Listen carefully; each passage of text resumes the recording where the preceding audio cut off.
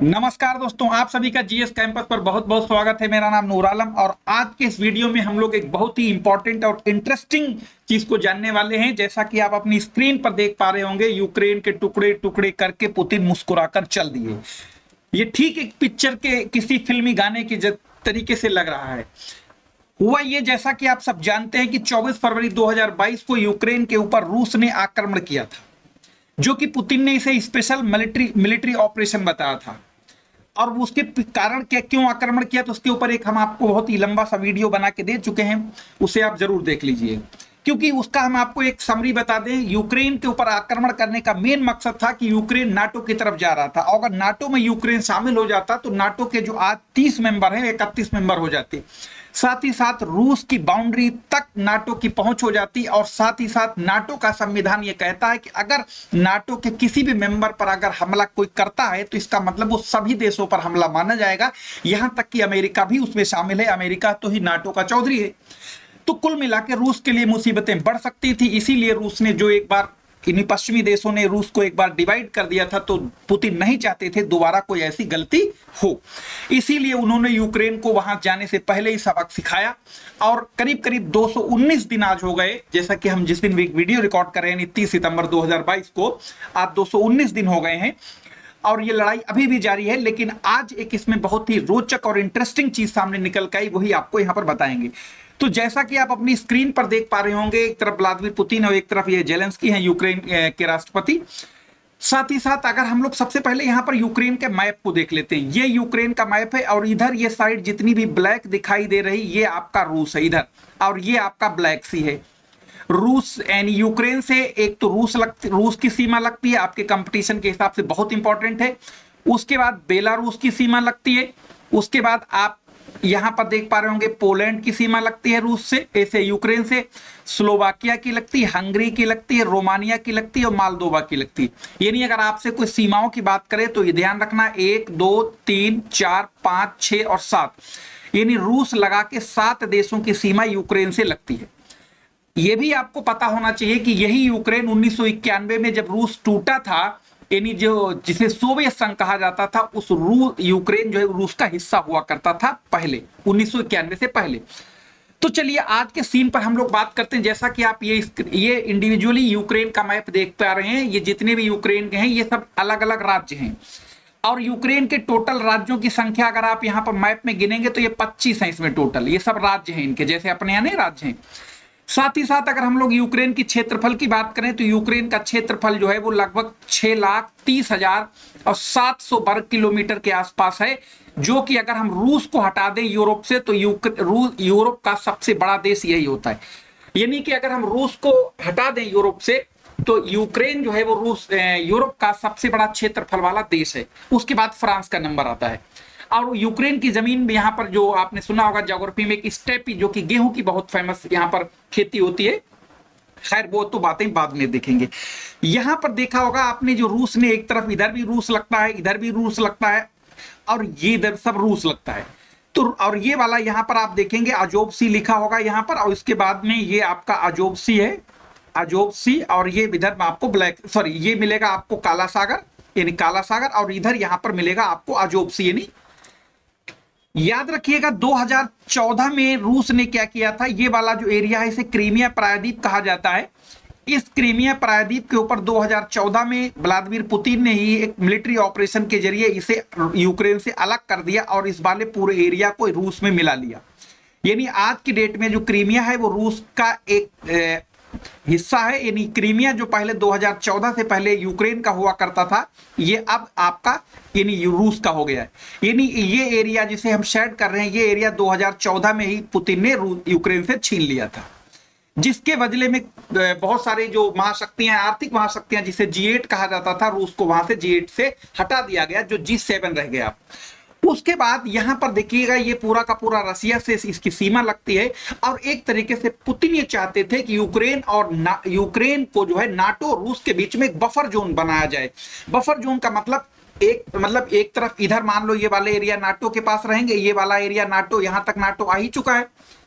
और ये वाला रूस है। तो रूस नाटो एक दूसरे के समझ लो 36 का आंकड़ा रहता है, बल्कि नॉर्थ पोल और साउथ पोल कहें। अगर यूक्रेन यहां पर नाटो में नहीं जाएगा तो कम से कम नाटो की पहुंच यूक्रेन रूस से दूर रहेगी, और यही पुतिन चाहते भी थे। और बार बार पुतिन यही चाह रहे थे, पश्चिमी देश खासतौर से अमेरिका इस बात की गारंटी दे कि यूक्रेन को नाटो में शामिल नहीं किया जाएगा। व्लादिमीर जेलेंस्की से पहले कि अगर यहाँ की गवर्नमेंट देखा जाए वो प्रो रशियन थी, इसलिए पुतिन जो है उस पर कोई एक्शन नहीं लिए, और वो एक तरीके से रूस के समर्थक थे। लेकिन ये जो है जब से जेलेंस्की आए तो ये जो है वो एक कुल मिला के ये नाटो की गोद में बैठना चाहते थे, और उस गोद में बैठने का अंजाम इन्होंने शायद ये नहीं सोचा था इसका इतना बुरा होगा। और पश्चिमी देश खासतौर से अमेरिका और भी जितने भी नाटो के देश हैं, उन्होंने यहाँ इनकी मदद हथियारों से, क्योंकि वो भी इनको लिमिटेड मारक क्षमता वाले हथियार दिए, क्योंकि उन्हें भी मालूम था अगर हम कोई बड़े हथियार देंगे, अगर कहीं ये रूस की जमीन पर अटैक हुआ तो रूस से सीधे सीधे हमला यानी दुश्मनी मोल लेनी होगी। और जाहिर सी बात है रूस भी एक महाशक्ति, और नहीं वो चाहते थे नाटो के मेंबर कि रूस से टकराना किसी तरीके से। अगर सपोज करो रूस की जगह किसी दूसरे ने यूक्रेन पर हमला किया होता तो ये बैठते नहीं, ये सब आ जाते निकल के, पूरी इनकी फौज आ जाती। तो कुल मिला के सीधी सी बात है, वो कहते ना एक शक्ति ही दूसरी शक्ति का सम्मान करती, तो मामला ये था। तो यूक्रेन के ऊपर जब रसिया ने अटैक किया तो यूक्रेन का जो कोस्टल एरिया नहीं, जो रूस से सटा हुआ एरिया है, लुहांस्क का कहा जाता है, ठीक, LPR लुहांस रिपब्लिक करके कुछ, लुहांस रिपब्लिक लिबरेशन रिपब्लिक करके कुछ है, इसे LPR शॉर्ट में कहते हैं, ये एरिया। उसके बाद ये डोनेस्क ये वाला, और ये जेपोरोजिया ये, और उसके बाद में खेरसॉन, यानी कि खेरसॉन राज्य, जेपोरोजिया, डोनेस्क और लुहांस, ये जो एरिया हैं जिन पर हम आपको मार्क कर रहे हैं, 4 राज्य कह सकते हैं आप इन्हें, ये जो है रूस ने आज आधिकारिक तौर पर अपने यहां मिलाने का आदेश पारित कर दिया। यानी कि इस पर यहां पर कब्जा तो पहले से रूस ने कर रखा था, और यहां पर बहुत भीषण लड़ाई भी चली, लेकिन ये कब्जा रूस ने था। लेकिन यहां पर रूस ने 23 सितंबर से लेकर 27 सितंबर तक रेफरेंडम कराया। रेफरेंडम का मतलब होता है कि यहाँ के लोगों से यह पूछा गया कि आप रूस के साथ रहना चाहते हो कि यूक्रेन के साथ। तो अभी हम आपको दिखाएंगे भी परसेंटेज कितने लोगों ने कहा कि हम रूस के साथ रहना चाहेंगे। तो याद रखिएगा, फिर से बता दें आपको, लुहांस्क, डोनेस्क और जेपोरोजिया और आपका खेरसॉन, ये 4 प्रांत जो हैं ये रूस ने आज आधिकारिक तौर पर अपने राज्य में यानी अपने देश में मिला लिए। यूक्रेन ये से क्रीमिया को तो पहले से ही मिला चुके थे 2014 में। अगर हम इन 4 राज्यों का एरिया देखें तो ये एरिया लगभग 92-93 हजार स्क्वायर किलोमीटर बनता है। तो यहां पर आपको एक इंटरेस्टिंग बात बताएं, जितना कि हंगरी एक देश है, यूरोप का लैंडलॉक्ड कंट्री है, हंगरी का जो टोटल एरिया है वो लगभग इतना ही है, 92-93 हजार स्क्वायर किलोमीटर एरिया है। तो रूस ने यूक्रेन का ये 4 राज्य जो इनको हड़पे हैं, यानी आज अपने देश में मिला लिया, इनका एरिया यूक्रेन के कुल क्षेत्रफल का 15% है। और अगर किलोमीटर में बात करें तो 90-92 हजार स्क्वायर किलोमीटर बनता है, जो कि हंगरी जैसे देश के बराबर है। और अगर हम मालदोवा और माल्टा इनकी बात करें तो ये कम से कम 10-12 देशों के बराबर होगा। ये बहुत छोटे छोटे, किसी का तो एरिया सैकड़ों में है, ठीक है। खैर, तो ये 4 राज्यों को, यूक्रेन के राज्यों को आज रूस ने मिला लिया। अब यहां पर आगे की सीन क्या होगा, क्योंकि यहां पर ये यूक्रेनी सेना पश्चिमी देशों यानी खासतौर से नाटो के हथियारों के बदौलत रेजिस्टेंस तो करेगी। अब यहां पर यह होगा कि अगर रशियन इस वाले एरिया पर यूक्रेनी सेना ने अब हमला किया तो इसका मतलब अब माना जाएगा कि रूस के ऊपर हमला किया, और रूस के ऊपर हमला करने का मतलब यह होगा कि यूक्रेन को और इससे बुरे अंजाम भुगतने के लिए तैयार रहना होगा।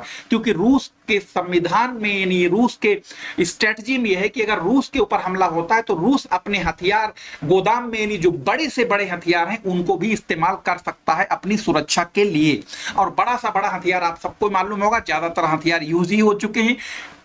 एक ही बड़ा हथियार बचा है और वो है न्यूक्लियर यानी परमाणु हथियार, परमाणु बम, ठीक है। और वो नहीं कोई चाहता है कि इसका इस्तेमाल हो, क्योंकि इसका इस्तेमाल सिर्फ 2 ही बार जिंदगी में हुआ है पूरे आज की डेट में, और वो 6 अगस्त और 9 अगस्त यानी हिरोशिमा और नागासाकी। तो उसका अंजाम दुनिया वालों को बहुत अच्छे से पता है, जबकि उस जमाने की टेक्नोलॉजी इतनी एडवांस नहीं थी जितनी आज है।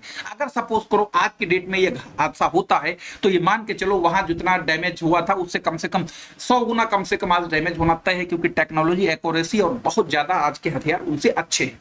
खैर, तो ये तो हो गया। यहां पर एक आपको बता, जेपोरोजिया ये जो एरिया है यहां पर ध्यान रखना, एक न्यूक्लियर रिएक्टर भी है जहां की परमाणु भट्टी कह सकते हैं, जिन्हें परमाणु ऊर्जा बनती है यहां पर। ये पूरे यूरोप का सबसे बड़ा न्यूक्लियर रिएक्टर है। और जैसा कि आपको पता होगा, यहाँ पर चेरनोबिल जो कि एक घटना घटी थी बहुत पहले, यहाँ पर न्यूक्लियर प्लांट डैमेज हुआ था, जो बहुत बड़ा हादसा हुआ था, ये यहाँ पर भी है।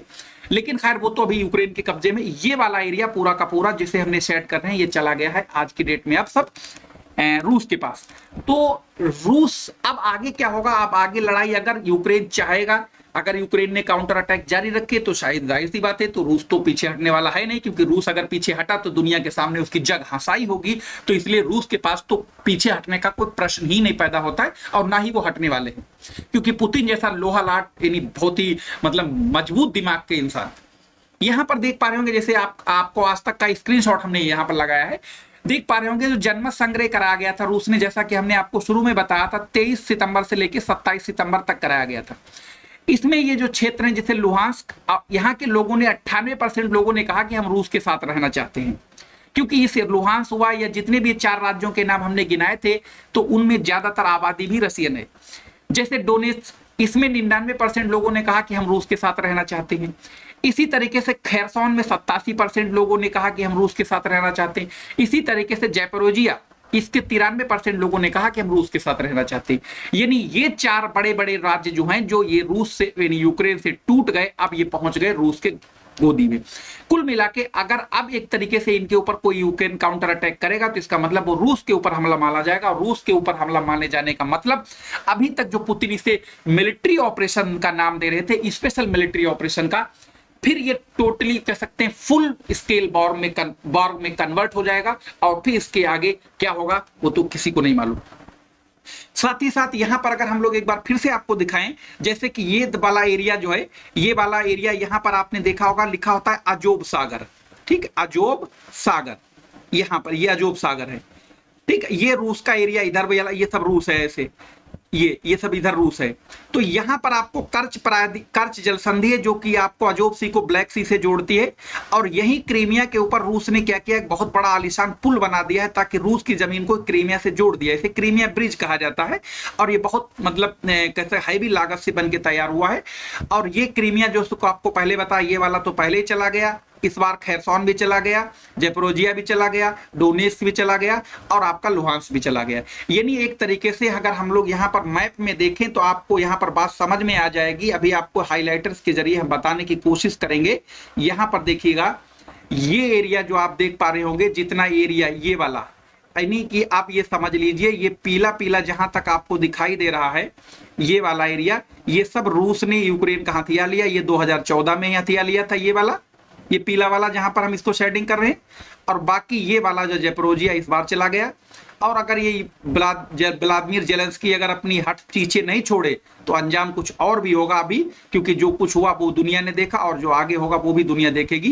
कुल मिला के अगर पश्चिमी देश सिर्फ चाहते भी यही थे कि ताकि रूस यूक्रेन से भिड़ा रहे, रूस आर्थिक तौर से कमजोर हो जाए और यूक्रेन तबाह हो जाए, वो ये अपने मकसद में कामयाब हो गए। और दुनिया में उन लोगों ने अपने हथियार भी खूब डट के बेचेंगे, क्योंकि सबको पता लग गया ये वाला ड्रोन, ये वाला मिसाइल, ये वाला बम, ये वाला फाइटर एयरक्राफ्ट कितना काम का है।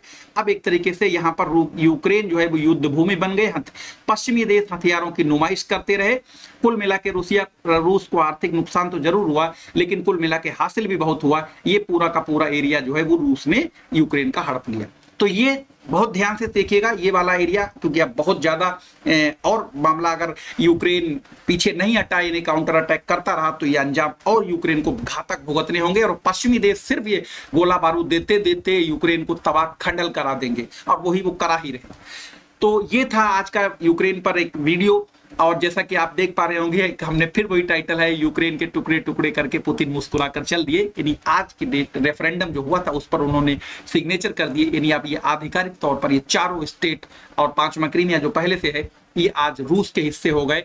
अब रूस इनको हर तरीके का अटैक से बचाएगा भी। और कुल मिला के दूसरी बात ये भी है कि जो अभी तक परमाणु हमले की आशंका जताई जा रही थी, क्योंकि ये अगर मान लो रूस कभी करता भी, तो ये वाले इन पर भी कर सकता था, क्योंकि ये तब तो उसके अपने नहीं थे।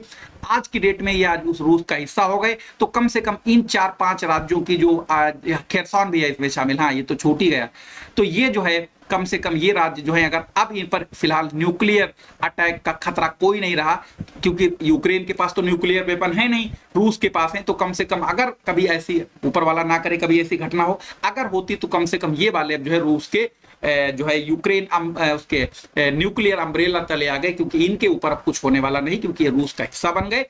फिर मिलेंगे किसी नए वीडियो में इसी तरीके की इंफॉर्मेशन के साथ। धन्यवाद।